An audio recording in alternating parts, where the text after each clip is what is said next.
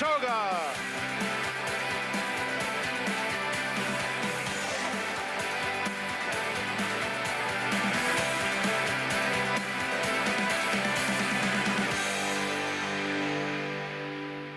Welcome to Saratoga Live on FS2. The infield canoe. We're going to find out after the Travers what colors the canoe will be painted in, and we likely know who the favorite is going to be heading to the Travers. We'll take a look back at the Jim Dandy in a moment. Program brought to you by America's Best Racing. For the love of the race, visit americasbestracing.net today. Greg Wolf, champion jockey Richard Migliori, Sarah L. Bodway, New York Racing Association handicapper. We just saw some serious drama in this 3-year-old division in the Jim Dandy. Jim Dandy turned out to be the gunfight at the OK Corral. A lot of contact, a lot of maneuvers going on. I do think the best horse won in Forte. I also think Forte made his own room, Sarah. I would agree with that assessment. I think that this was a horse that needed to get off the rail, and his rider, Ira Ortiz Jr., made that happen, and not necessarily in the most kind of ways while doing so, really pushing into Angel of Empire to get out. And I think that while I do agree that he was the best horse on the day, really bullying his way right out to that outside to have that clear room. Stewards make some decisions that I agree with, some that I don't. There's a lot of inconsistencies, and I think it's fair to be frustrated by that. We got to look at owner Mike Rapoli. Of course, he's ecstatic getting this victory. We're going to take a look at what happened in here on this muddy, sealed racetrack. And even though Forte does win, didn't win by a lot. This 3-year-old picture is still completely wide open. What a performance in defeat from Saudi Crown. And here's Ira Ortiz Jr., those blue and orange silks of Mike Rapoli. Yeah, and he was inside, in behind Saudi Crown. Angel of Empire was shadowing him every step of the way. Flavien Prat doing everything within the rules. That's your right. If you've got the line, if you've got that path, and Irad was stuck, he had room to go inside the leader, Saudi Crown. He chose to bull his way out from behind Saudi Crown. There was contact with the 5. There was, I think, negligible contact later on with Saudi Crown. There was minor contact there, yeah. But here, look, I mean, that's not a horse doing that. That's a rider doing that. Now, again, he's coming out. Now, Saudi Crown started to drift a bit here, but if he'd have stayed inside of him, there would have been no contact whatsoever. How many paths out does he move that horse? Oh, he moved Angel of Empire. Angel of Empire out 3 paths to make room for himself. By the rules that are written, you're not allowed to do that. Apparently, I guess you are allowed to do that sometimes. Richie, let me ask you, Angel of Empire gets second. What happens? Well, I mean, there's no way you can say that it didn't cost Angel of Empire a better placing because he's within 3/4 of a length and he got pushed out. You know, again, it's hard for me to understand because by the letter of the law, you are not allowed to make room for yourself. And he did. And that's clearly, it's just Ira Ortiz Jr. bullying his way into a spot. And when you see the head on again, you see clearly how much further Angel of Empire was forced out. No doubt. I mean, and listen, he was beaten, right you know, a little more than half a length for everything. I think Forte was best. I think the blinkers had the desired effect. He was in the bridle, traveling. He wasn't the horse you saw where you have to constantly remind of his job, and he sat the pocket. And quite frankly, without the blinkers, he would not have been able to make that move because a horse that's off the bridle can't help you to push other horses out of the way. There was nothing subtle about that. Listen, rubbing is racing. There's going to be contact. If you edge a horse out of the way, that's one thing. This was a bull in a china shop move. This was, excuse me, I'm making room for myself, and that's it. Now, again, I like the fact that the best horse won, but I'm really unclear about what rules are in place and how they are adjudicated. Or any rules. And I think we all are, and I think so is the betting public, because it's just a frustrating situation where you don't know how these things are going to go. If the stewards are extremely consistent with what the rules are, we can all get behind that whether or not we had those horses. And they're not. Further complicating this too, it's, you know, Ira Ortiz Jr., he has a reputation for doing this. He's an aggressive rider. It pays off for him. He's successful doing it. But he goes to a left-handed crop, too, when this happens. Well, he was going to make room for himself, and that's the fact of the matter. Now, I think Ira Ortiz Jr. is a great rider. He is riding up to the standards or to the standards that the stewards set. The stewards are the one that make the parameters. This is how far you can go. This is how far you can't go. If I can get away with it, I'm going to do it too. So I don't blame Irad as much as where is the line? Now, someone when I was young told me something, and it's very true. There's 3 rooms you want to stay out of: the courtroom and the operating room, and now you can add the steward's room. You just don't know which way it's going to go. And you said it best, as long as he continues, and any rider continues to get away with this, they're going to keep doing it. And they're probably going to keep pushing the line further and further until they get days or they get disqualified. Listen, or someone gets hurt. Well, and that's a fact of our lives, right? Riders, the racetrack. It's already a dangerous endeavor. That's made more dangerous by rough riding. But again, human nature. If you give me a foot, I'm going to probably take a foot and a half. If you give me a yard, I'm going to try to take a yard and a half, and so on and so forth. At what point are the rules kind of applied in a stringent way? I mean, to me, I'm confused. Stewards make no change, but let's talk about Forte and what he did on the racetrack here. Listen, I think, and listen, it's so evident right there, that isolated replay. I'm going to put my horse's cheek on your horse's cheek. I'm going to put my horse's shoulder on your horse's shoulder, and I'm going to make a path for myself. Now, I think the blinkers, let's talk about the horse, Forte. The blinkers had the desired effect. He was always traveling in the bridle. He always looked like he was moving. Where his last 2 races, a win in the Florida Derby and a second in the Belmont Stakes, you felt like, wow, is he at a horse at the half-mile pole? And then he kept coming. Today, you always knew he had horse. Now, the question was, is he going to find room? Hindsight's 20/20. If he had sat a little longer, been a little more patient, as much as the leader, Saudi Crown, drifted, he could have drove a Mack truck through on the inside of him. And also, you have to say, Forte was the only horse that was making up ground. This was a talented group, and Forte was the only one that made a serious run at that loose on the lead leader, Saudi Crown. So also, how good is Saudi Crown, and also how good is Forte to run him down? Yeah, I think Saudi Crown proved that he is in the upper echelon of 3-year-olds. He ran a terrific race. Another good effort from Angel of Empire. Forte is the best 3-year-old in my opinion. I think the blinkers helped.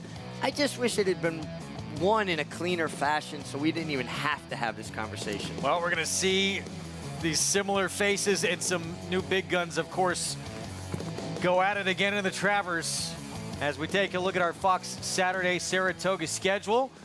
Whitney next, August 5th, 4-star Dave, and of course that Travers, August 26th.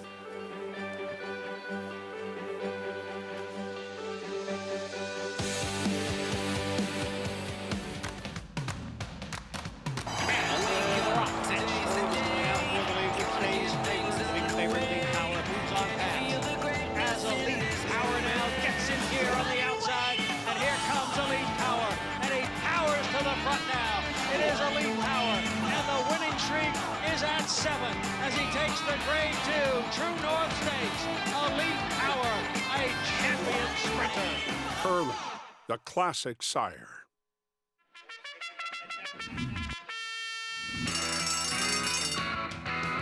Monmouth Park's 50-cent Win Early Pick 5 is one of the country's earliest Pick 5s, making it the perfect way to get your wagering day started. With a 12:40 post on weekends and 2 p.m. start on Fridays, the Win Early Pick 5 is home to 6-figure pools and a low 15% takeout. Start your day winning early. Play Monmouth Park's Win Early Pick 5. Win early, win often.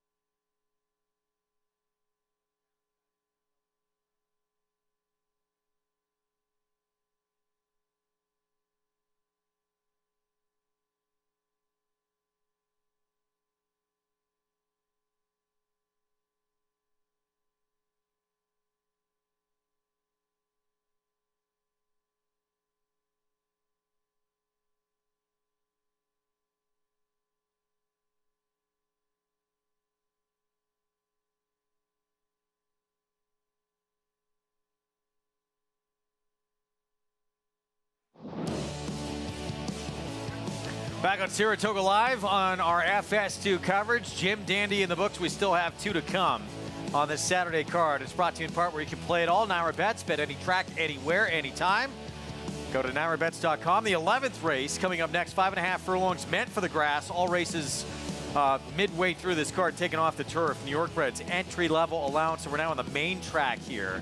And with that, it's a main track only entrant who is the 8-5 favorite. Sandy's Garden coming in from Finger Lakes, who is a 3-time winner, including 2 in a row on the dirt. She's got speed, and she's really turned her game around at Finger Lakes. Now let's see if that Finger Lakes form holds up here, or maybe she's just better at 4. Well, another Finger Lakes runner, Queen's Dancer, just went by, who's won on an off track, the 1. At speed to the party, get Katie Davis, Jackie Davis riding the 12, who drew in. Scott Lake, somewhere at the Spa we just saw.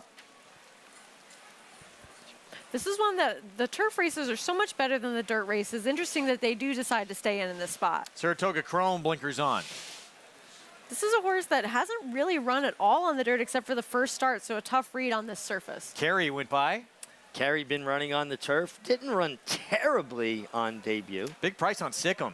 And this is a horse that's actually won on the dirt before going 6 furlongs. Jareth Ludbury was aboard that day. The dirt races aren't so bad. Really big price. 11-1 Bunty Windermere, and here's the 12 Sandy's Garden. This is one of those main track only entrants, of course, taking a lot of money as your favorite, and certainly has this group over a barrel on the dirt. Jose Ortiz, I'm nervous now, 4-1. Yeah, this horse was really good in the slop at Belmont 2 back, and I say that before every show. I'm nervous now. You don't Never get gets nervous anymore. This guy is cool as they come.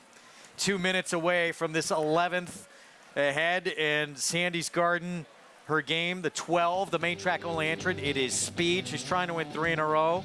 Can she do it here on the New York circuit? All the wins have come at Finger Lakes. I should say downstate. The Naira circuit.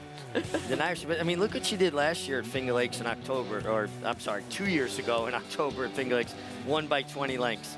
Came back, ran at Aqueduct, didn't run bad in the Franklin Square, ran okay in a stake at Laurel, then the Eastview, kind of a subpar effort.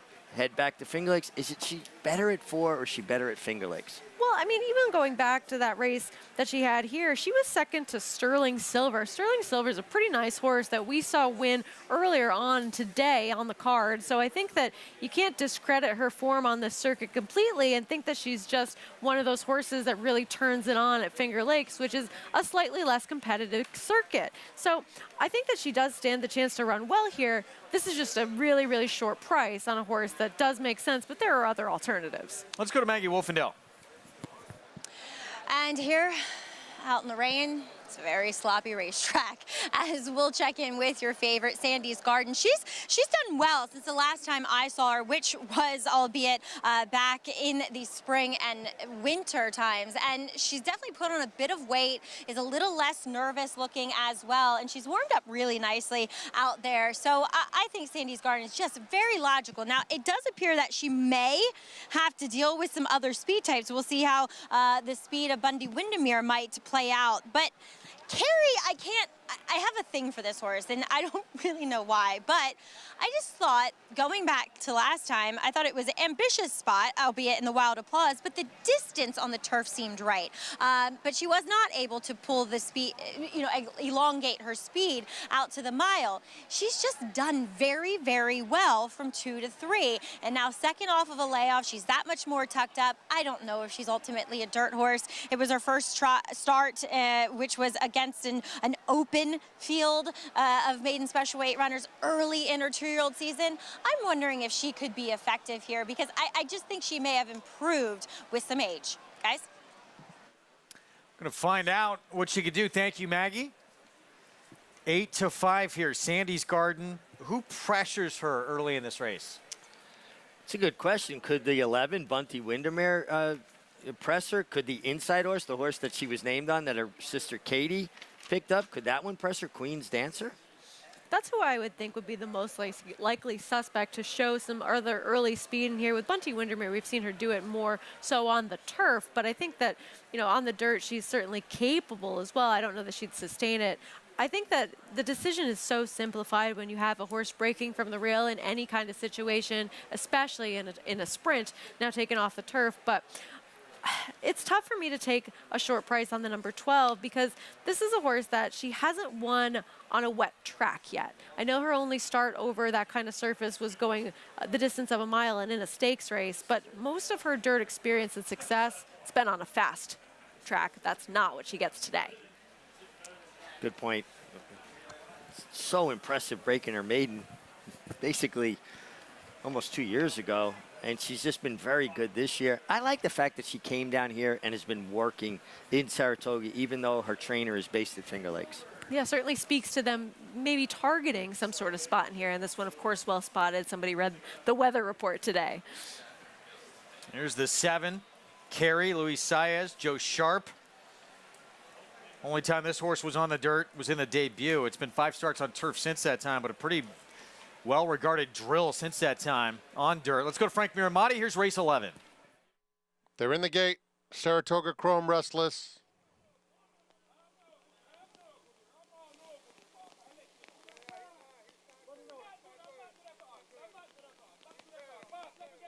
Settles down.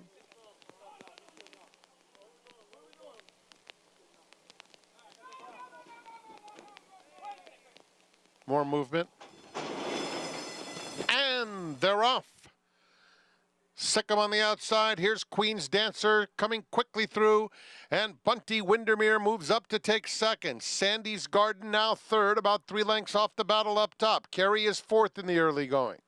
Followed a couple of lengths back by I'm Nervous Now in the center of the track. Sikkim is next as they move into the far turn. It's then a gap of 4 back to Saratoga Chrome, who is just behind Summer at the Spa.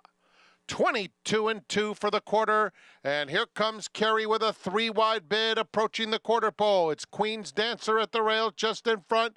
Carey on the outside, looming into contention as they come toward the 8th pole. Sandy's Garden is down at the rail, coming through very smartly too. Here comes Sandy's Garden with the rail skimming ride on even terms with Queen's Dancer and taking the lead. And in the center of the track, Sikkim with a belated late bid. A photo coming up once again, and it's going to be Queen's Dancer. Queen's Dancer ends up winning by about a half a length. Sandy's Garden was second, and Sikkim finished third. 2 sisters battling down the lane, and the upset to Katie Davis on Queen's Dancer. This was so much fun to watch. Jackie Davis on the outside with the favorite in Sandy's Garden. Queen's Dancer, who Katie Davis picked up because her sister's other horse got in the race. And there was room on the inside, but Queen's Dancer found more and fought it out. I thought they both rode good races. There was some trouble for the favorite. She had to steady a little bit before finding the rail, but she had every opportunity to go by here, Sarah. I completely agree with that. Love to see Katie not only get her first win here yesterday, really great ride on High Oak earlier on in the day, and then this one just gunning from the rail, taking that advantage with the early speed, and then not getting too cute with trying to intimidate the horse to the inside, just keeping her path, keeping going forward, able to see this one out, and huge upset, 13-1 on this one. Yeah, I mean, this was, 2 young riders throwing it down, siblings. I mean, this is like a feel-good kind of race coming off a race that's going to be talked about controversially for a while, I'm sure. I like that Katie goes hands and heels here late. Just said, okay, my filly's giving me everything I have. Let me hold her together, help her. This was a fun race to watch. What a day for the Davis family. Dylan Davis, their brother, 2 wins on the afternoon. Now these 2 sisters coming down to the wire. He had 3. Yeah. Come down to the wire to battle it out, and it goes to the upset score. And this is a filly, Queen's Dancer, who actually had won. One of her best performances came on an off track. Yeah, showing a fondness for the off track. And Sarah, just what you said right as they were going into the starting gate. From the inside, you have speed. It simplifies things. Go. And Katie delivered. And you can see, she is as upbeat. her smile is infectious. Her energy is infectious. Nice to see her get her second win at the Spa. And how about this riding Davis clan? We got Davises riding all over. Katie, Jackie, Dylan. Trevor McCarthy's married to Katie. He was riding at Monmouth today. Robbie Davis was a tremendous rider. Eddie Davis gallops Cody's Wish. I mean, they're all over the place. The Davis clan, they're horse people. And Katie's saying right there, I got you, sis, on the 7-5 favorite with a 13-1 upset here. Davis sisters exacta in the 11th from Saratoga, and that smile is something special. Good for her. Yeah, love to see it. Nobody is smiling like that out there like Katie Davis. Pretty incredible stuff. 112, 10-13, a 13-1 upset. Here in the 11th, we still have the nightcap ahead. The Davis sisters 1-2 here in the 11th. We'll be back right after this.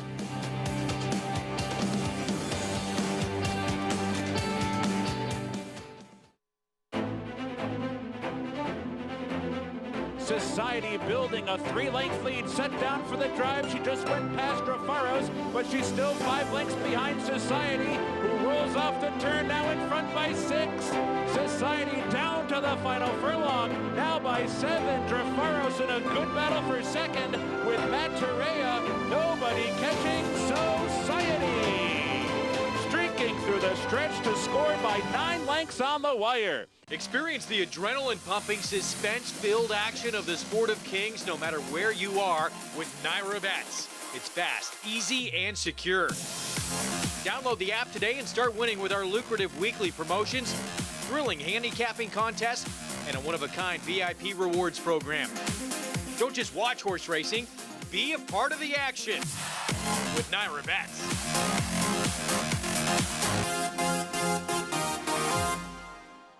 Introducing Venezuelan Hug, the tenacious, towering son of Constitution, now standing in New York. After breaking his maiden at Gulf Street, he dispatched Cityman and Allowance Company at Saratoga, going on to 6 wins in 10 starts, finishing with 3 straight stakes victories, including the Grade 3 Canadian Turf. Now a versatile sire, complementing any mare with size, looks, and athleticism that's been called the best-kept secret in New York. Venezuelan Hug, standing at Mill Creek Farm. Visit millcreeksaratoga.com to book your mare today.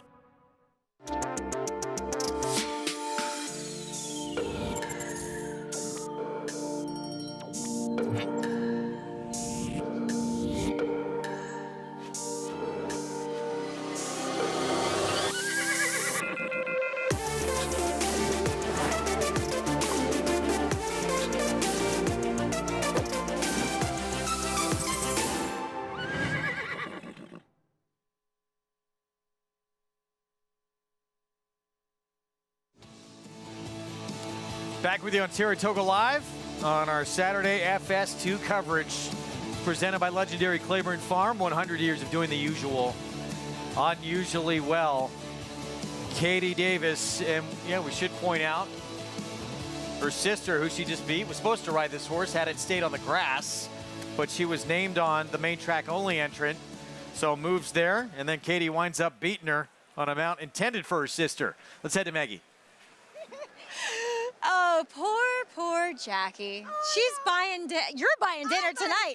She just said, those are my 2 best horses in 1 race. Yeah, she did. She asked me to ride her a couple of days ago, and I'm like, yeah, sure. And then today it ended up raining, and I ended up on her, and she's like, I hope you're the best. I hope it's me and you going down the lane, and, you know, that's kind of what happened, so it's great. I couldn't have dreamed it of, and she told me that she gallops Queen's Dancer every day up at Finger Lake. So did she share any pointers with you? She does. She does. She's a sweetheart. We, you know, not that we try to help as much, but, you know, if I'm on a horse, I would explain to her how it's going and what the horse would like and what it doesn't like. So, yeah, it's great to have a little pointers.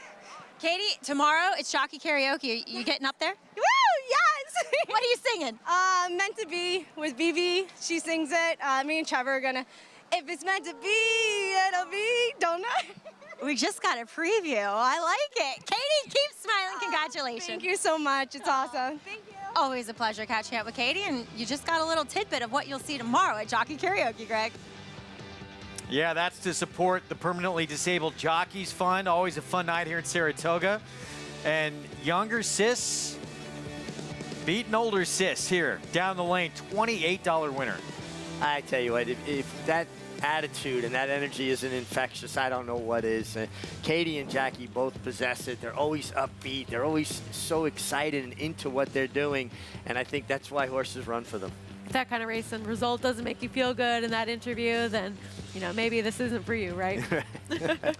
Got to look at that late pick 5 follow along. It has 1 race remaining. Of course, it began with the Grade 1 Vanderbilt in that rematch in the older horse sprint division. The champion won 7 in a row. Elite Power for Bill Mott Gunite for Steve Asmussen, last year's Amsterdam winner, has seemingly gotten a lot better, coming back now as a 4-year-old, coming off probably the best performance of his career. That was some performance, and he did have that tactical advantage over Elite Power, but Elite Power just lengthened his stride and went and ran down a really good Gunite. That was some performance. And that was the matchup that you wanted to see, right, going into a race like that. You want to see the two heavy hitters go toe-to-toe in the later stages of that race, and I think we were treated to just that during that running of the Vanderbilt. So great to see them really fight all the way to the wire for it. Elite Power just too good for Gunite. We're going to show it to you in a moment here. 8 in a row at this level for Elite Power. Just incredible that he can keep on producing. And we're seeing this consistently. The Bill Mott trainees get in good form, and they stay in good form. They hold that form for these long periods of time. And obviously, going back to Cigar, he's proven that time and time again. And what a place to be in for the Mott barn, to have a horse like Elite Power and Cody's Wish and think, I got to split them up. Yeah, good problem to have. Good problem to have. Let's take a look at it. This was earlier today, Grade 1, Vanderbilt, and those 2 stars of the sprint division going toe-to-toe again. Elite Power had beat him in Saudi Arabia. He had some work to do to try and come and get Gunite today. Well, he did. I mean, Gunite cut for home here, and Gunite dropped his head, and he ran. He gave a winning effort. This was a tremendous performance by him as well. Lingering on his left lead, which is his wont to do at times, while here comes Elite Power, who really kind of unleashed this furious late rally. And they put a lot of separation back to the third horse. These are 2 really top-class horses throwing it down, and Elite Power able to reel him in. Yeah, got him by about half a head at the end, and they put that length on the third-place finisher, Dean Delivers, who's a pretty good horse himself, though not quite in that upper echelon. So great to see this result. And, of course, we had a couple of Breeders' Cup winners come and defend those sorts of titles today, him being one of them. It's fun to watch. And I had to go so wide around that turn as well. This horse just keeps winning and winning. We'll see if these 2 meet again. I would think probably not before the Breeders' Cup. Well, it'd be interesting to see. I mean, you got to think Elite Power is going to show back up now in the Forego. Would Gunite show up there as well? I mean, you get beat inches by a horse, even if you had a better trip, which I think Gunite did. You got to feel like there's something you can do to maybe turn that around, right? Maybe a little unfinished business, and maybe a 3-year-old that could be up and coming to take on both of them that's got some crazy speed as well. So it's a fun division. See what Cody's Wish does is he tries to stretch out, but if that experiment doesn't work, doesn't he then go back to being the leader of the Breeders' Cup or the sprint division? Yeah, I mean, well, I think you've got to look at it mile like that. winner, yeah, so he'd probably go there instead. Default there. Yeah, I wonder. I'm really looking forward to the 1 1/8 for Cody's Wish. I don't think he's have any issue with it. Yeah, he may at all. not have it. He may stay where he's at, and we'll see. We'd obviously, as fans, that's what we want to see. He's such a star. Hoping it works out in the Whitney. That's still to come at the meet. We got another Breeders' Cup winner coming back. Turf winner, Rebels Romance, returning on the Sunday card. We'll have a preview next.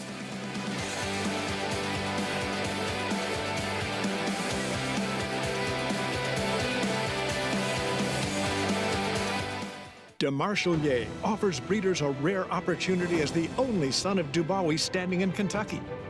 Dubawi, one of the world's most celebrated stallions, is now a sire of sires. With a picture-perfect pedigree, this son of Dubawi brings one of the world's most potent bloodlines to America. Now his progeny are bringing top dollar in the sales ring. DeMarchelier, standing at Claiborne Farm. Just minutes from downtown Saratoga Springs, you'll find GMP Farm, a utopia of healing for equines and humans, offering revolutionary, customized equine care using state-of-the-art imaging and therapeutic technologies for horses of all disciplines. Immerse yourself in tranquility in our sacred spa, offering specialized spa treatments and holistic therapies to refresh and rejuvenate among tranquil mountain views. Start your journey to wellness. Visit gmpfarm.net and sacredspaandwellness.com. Treatment today.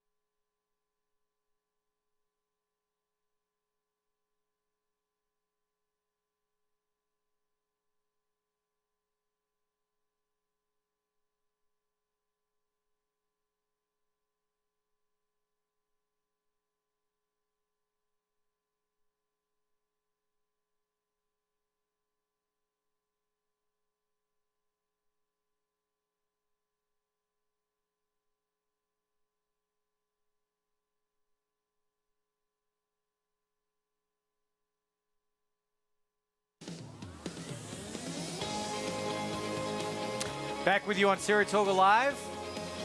On our FS2 coverage, we have the nightcap coming up, approaching the 15-minute mark to post on a star-studded Saturday. Wow, did we see some great performances. And Sunday, we have more in store. We have Breeders' Cup Turf winner Rebels Romance returning to the States for Charlie Appleby and Godolphin. 5th win in a row. It came in the Breeders' Cup Turf to end his 4-year-old campaign. And this was a powerful performance here. He is 5 for 6 on turf. He didn't show up last time, although he was facing the likes of Equinox, who could be the best horse in the world on turf at least. This was a powerful performance. Also, this was the first time he ever caught true firm ground. He's performed on less than firm ground, but I think this was another level for him. I agree with that completely. This is also his first start in the U.S., so always a question if they'll be able to handle those different set of circumstances when coming here. And I think the margin at the end, this is a good group of turf horses that he was facing, able to put some separation on them, be facing a decent field tomorrow, but he's the likeliest winner and a clear-cut morning line favorite, deservingly so.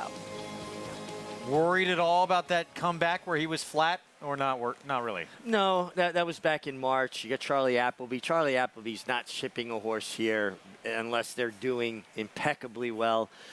He's not putting up the same gaudy numbers that he did last year, Charlie Appleby, but he's still 2 for 9 at the highest level. This horse is a Breeders' Cup winner. This is a prep for the Sword Dancer. He's going to be very tough to beat. And you mentioned Equinox. I wouldn't discredit any horse that doesn't do that well when running against him, especially off a bit of a break. What a horse. Quick look at the odds here for the nightcap. Meant for the grass at 1 3/8. Main track now at 1 1/4.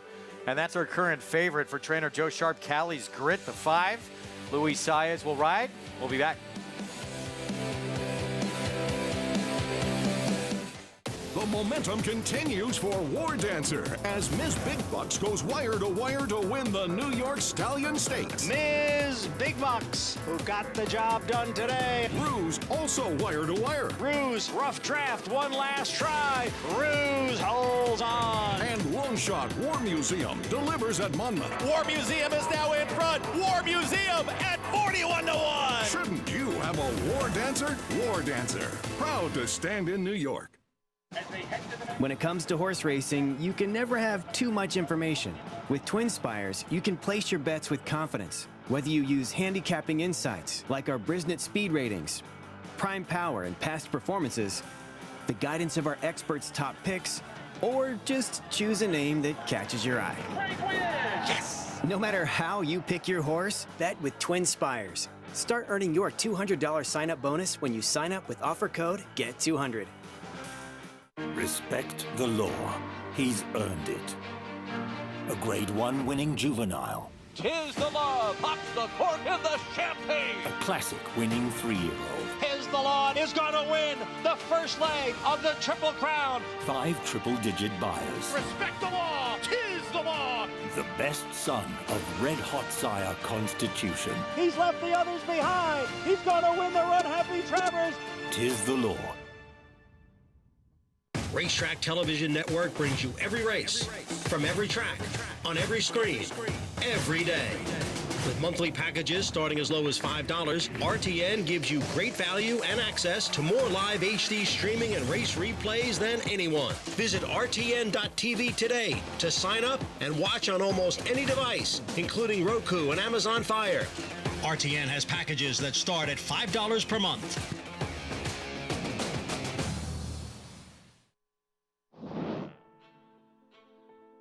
I don't know a better place than to find a stakes winner than that Saratoga facing Tipton in August.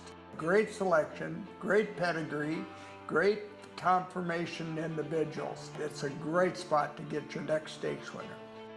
This is the top individuals that they can find nationwide at your disposal here. You can surely find a stakes winner if you use the Faison-Tipton sale in Saratoga. Take it from me, I've been there 40-some years, and I think I really say that I have had as much luck getting a stakes winner out of Faison-Tipton, Saratoga than any other sale that I ever attended. It's great. It's got a social atmosphere. It's a great evening. It's interesting to watch it happen. You ought to join us, even if you don't buy a horse. where will you be?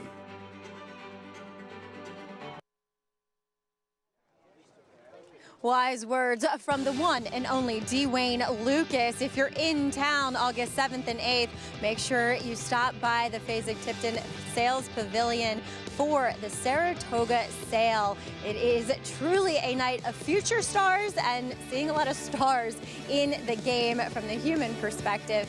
Always a party too, as we'll take a look though at several players here for this nightcap, today's 12th and final race off the turf, as we'll check in with Tara Rett, who for Christophe Clement has never been on the main track, and she's a daughter of Pioneer of the Nile, and she's one that I actually think should be okay on the main track. And we'll see how she negotiates the wet, but she doesn't look overly turf meant, and honestly, she just looks sensational here in the paddock. She's just this big galloping type of filly that I think she might be okay here in this spot, as we'll move on to another one that does go turf to dirt, but she has a bit of experience. That's number 7. She's Mo Bubbly.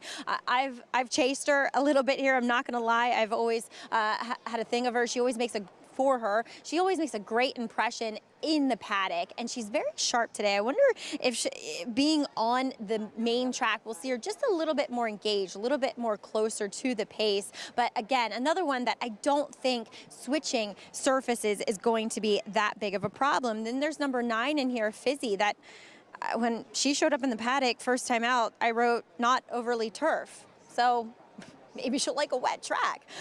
So that's what I honestly think. She's probably pretty convincing here over a wet track. She has that kind of wet track prototype of a physical, a little bit lighter framed, more of that deer hoof to her. So she's definitely worth a look here with the change of surfaces. But the lone MTO, not favored yet here again, is number 13, Duke Girls. Comes in from Monmouth, but I get it. That last race wasn't great, as they did allow an 18-to-1 shot raw power to set the pace, and she just kind of chased after breaking a bit slow. She is built like one that should appreciate this wet surface, very long, sinewy type of build to her. But again, I honestly, Greg, thought that the horses that stayed in the body of this race made better impressions. It's an interesting race, especially with it being a 1.25 miles. We'll see if it can last this distance here on this sloppy main track coming up. And it's Callie's Grit right now, who is favored for trainer Joe Sharp. 5-2 on the board. Luis Saez will ride. And we'll have more on the story of the naming of this filly coming up, but named after a young woman who passed away last year in a riding accident. Maggie's going to catch up with someone for more on that. Unfortunate incident on, I believe, on a 2-year-old filly, just shifted stride during a workout. Very sad story. Yeah, very, very tough story. And listen, you work with horses in any discipline, whether it's dressage or jumping or racing. They're big animals and things happen. It's not a perfect science. And you know, unfortunately, a beautiful young person we lost far too early. Right, and we've had a lot of incredible stories throughout today, but in racing in general, and this is yet another one of them. And just, it's such a dangerous atmosphere for everybody involved when you're talking about animals with minds of their own that are extremely strong and strong-willed as well. So, of course, another story that we all keep in mind going forward into this race. There's trainer Joe Sharp. You know what's on his mind right now. And it'd be a great story if this filly could run a big race here this afternoon. Luis Saez will be aboard. 5-2 favored here. It's a great shot there, Greg, of the 5-horse Callie's Grit. And you can see her tail is tied up. That's a real old school move. All the old trainers used to, on muddy and sloppy racetracks, have the grooms braid and tie the horse's tail up, because the thought process was their tail would pick up 5 or more pounds of mud during the running of a race, so they would tie them up so they wouldn't carry that extra weight and potentially slow them down.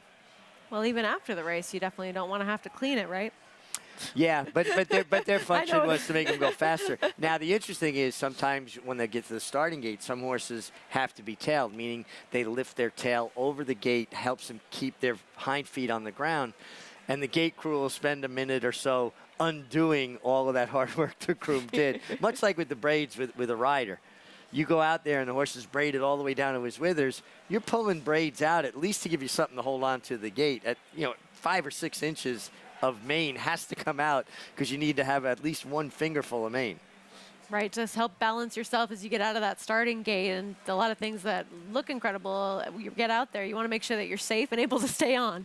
Number one Bobby thing, Frankel stay in the middle. Said it all the time, weight gets you beat. He was a big believer in that. Sure. And on a track like this, with that, how much of that hurt coming back at you, by the way, as a rider? On a day like this. It really peppers you pretty good, especially when it's compact, sealed the way it is. So they're throwing up this dirt. Now, going longer, interestingly enough, you may get more dirt thrown at you because the race is longer. Doesn't hurt nearly as much as a sprint race. Going a little slower? Yeah, and then horses throwing it back when they're going 21 and change. It's coming at you. Like, think of a batting cage. You can hit 65, you can hit 70, starts getting to 80, 90, 100. I can't see it.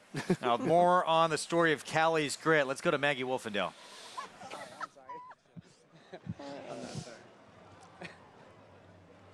Here with Joe Sharp and Tim Witt with Callie's Grit. And Tim, I'll start with you.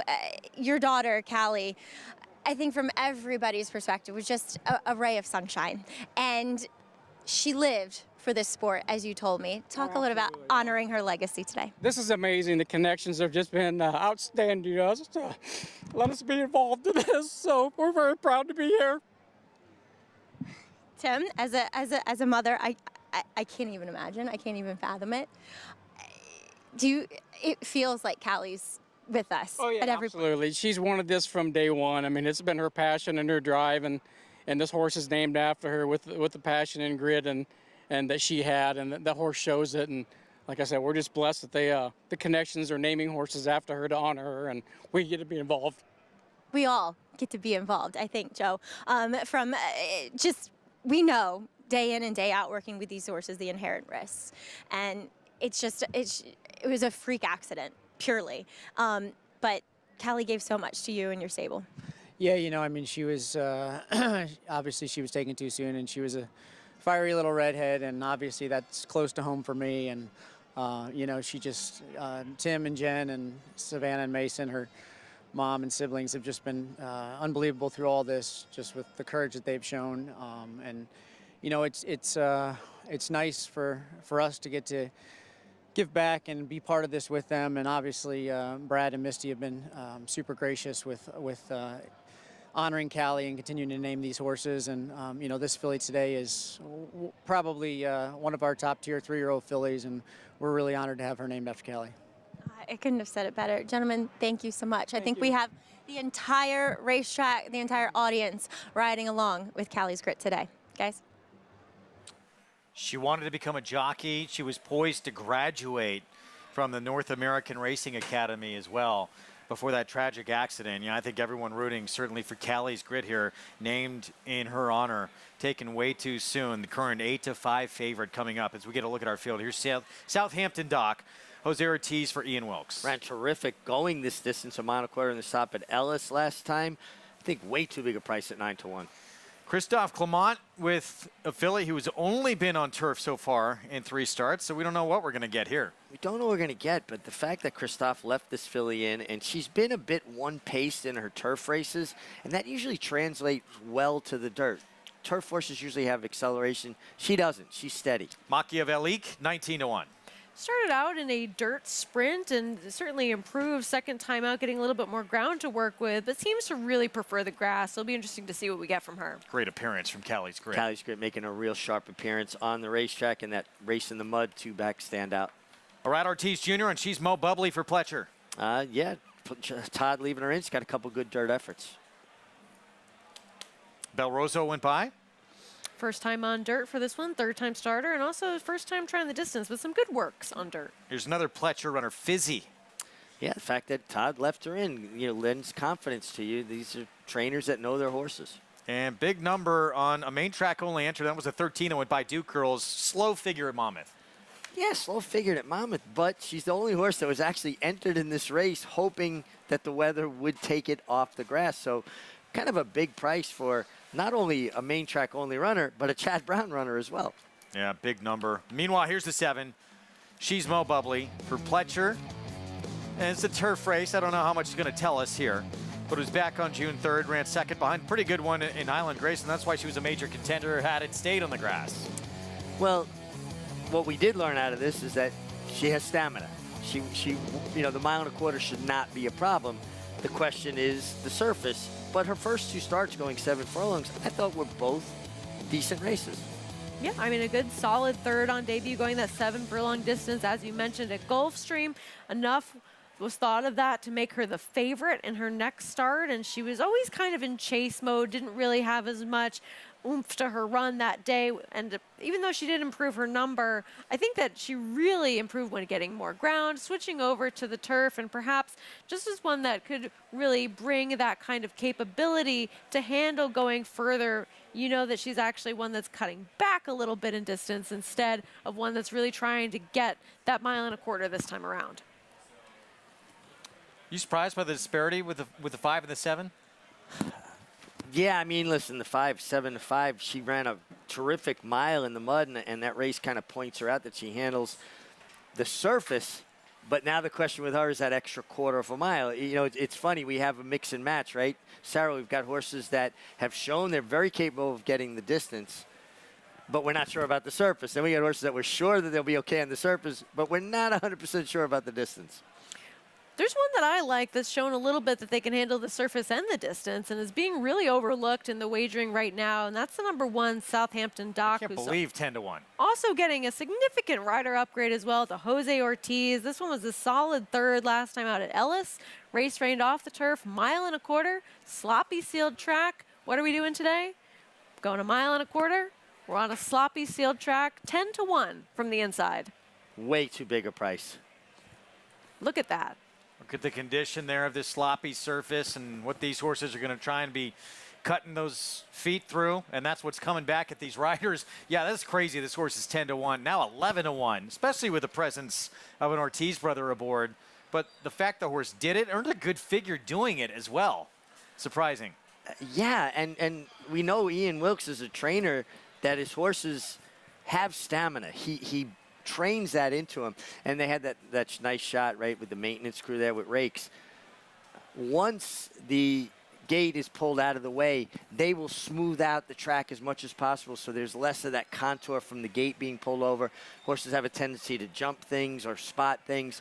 They'll do their best to smooth that out before the horses make their way around again. Callie's Grit trying to win for Callie Witt, and we lost last year, and this filly made just a tremendous appearance on the racetrack. 3-2 here.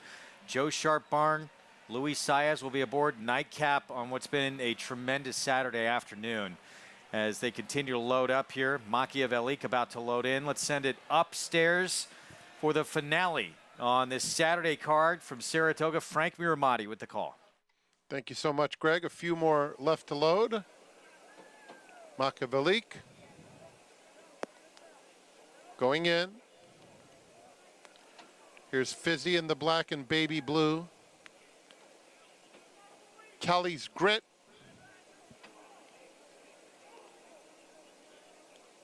And Duke Girls, appropriately in the blue. They're in the gate. A little bit of movement from Machiavellique. And they're off to a smooth start. Southampton Dock is out very quickly. Callie's Grit is up and on the pace, and in fact becomes the pace setter. Opening up 2 lengths now. She's Mo Bubbly moves into second. Southampton Dock is at the rail third. Then Duke Girls fourth. Racing on the outside of Machiavellique, who's in mid-pack. Pink Silks in between rivals. Very wide. Bel Rosso races just behind Duke Girls. Down at the rail, Tawaret is in a little bit tight. Fizzy was being bounced around too. So an eventful opening quarter, went in 24 1/5 seconds. Callie's Grit is the leader by a length and a half. She's Mo Bubbly races in second. Duke Girls on the outside. Southampton Dock. Machiavellique is in between those two. They're followed by Tawaret. Red Silks at the rails, 6 lengths off the lead. Belroso Whitecap is next, and another 2 back to Fizzy. The half in 49-4, and it's Callie's Grit in control. The favorite has the lead by almost 2 now. She's Mo Bubbly is in second, and down at the rails, Southampton Dock third. Duke Girls continues a wide journey. Machiavellique is in between rivals throughout, just 3 lengths off the lead, however. Down at the rail, it's Tawaret, a length in front of Belroso and Fizzy. Around the far turn, Callie's Grit yet to be challenged. She's Mo Bubbly now tries to do that, but it is still Callie's Grit maintaining a comfortable lead, snugly in hand with a 1/4 mile to go. She's Mo Bubbly is second. Duke Girls on the outside next. Tawaret between rivals. They're heading to the 8th pole with Callie's Grit 2.5 in front. She's Mo Bubbly not giving up, trying her best in second. Tawaret continues to make headway along the inside, a 16th to go. Saez trying to finish it up on Callie's Grit. Callie's Grit by 2. She's Mo Bubbly, very game, but simply second best. Callie's Grit, coast to coast. She's Mo Bubbly was second, Tawaret third, and then Southampton Dock was 4th. Greg, she ran to her looks. Callie Witt on everyone's mind after this performance. This was for you, Callie's Grit. Maiden breaking victory for trainer Joe Sharp.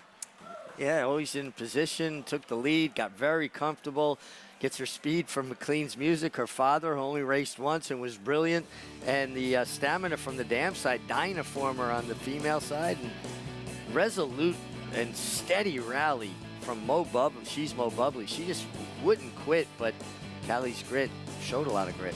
She did, really well named, and of course just great to have the family here to see this moment, and of course talking about it before the race, and Maggie mentioning you can't imagine a situation like that, and you know, you got to think that this is a horse that Callie was watching over today, and to be able to see this one get the win, it's just a very special moment to be a part of. The emotions family must be feeling right now. Can't even believe Joe Sharp as well. Luis Saez. Let's go to Maggie. I'm here with Tim Witt again, and just, I can't even imagine what you're going through. Tell my daughter, come on, just push her, and she got her across, so. She did. It's a beautiful thing. Yeah. Congratulations So to you glad and the everyone. Connection's doing this for her. I mean, just can't thank Brad and Missy enough, and the plan is to name one every year for her, so her legacy will keep going on. And Brad and Misty Grady, they are just true givers of this game. Tim, go get your picture taken with Callie's Grit. Guys. Oh, what a story to end the Saturday card here. Callie's Grit, named after Callie Witt, who dreamed of becoming a rider and was close to achieving that goal. This filly looked sensational when she stepped onto the racetrack. That's such a nice impression in the warm-up, and she was able to get the money going 1.25 miles. She was getting a little bit late, but she was determined, wasn't she? She showed that grit today, that's for sure. What a Saturday. Huge race in this Jim Dandy. Of course, that Vanderbilt sprint as well. You think Forte deserves to be the favorite in the Travers? I absolutely think Forte should be the favorite in the Travers. I'm really looking forward to the Travers. I think this whole group of 3-year-olds has kind of taken a step forward and gotten better. Alfred Vanderbilt, it was Elite Power making it 8 straight for the reigning sprint champ. Jim Dandy, Forte, bruising his way under Rat Ortiz Jr. to that wire first, and on to the Travers. We will see you tomorrow on FS2, 1 Eastern start time.